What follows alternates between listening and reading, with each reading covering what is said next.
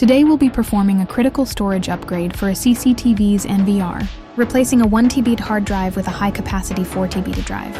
This upgrade will significantly improve our system's storage, capabilities, and overall performance. Currently, we're working with a 1 TB drive that's nearly at capacity. When storage space runs low, it can impact system performance and limit our ability to store essential data. Before we begin the installation, we'll perform a complete backup of the existing drive.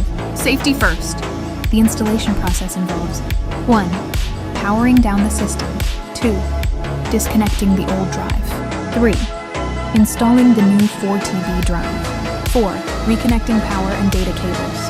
5. Booting up and initializing the new drive. Once installed, we'll format the drive and restore the backed up data. Regular storage upgrades like this one are essential for maintaining optimal system performance and ensuring your technology keeps pace with growing data needs. Contact us for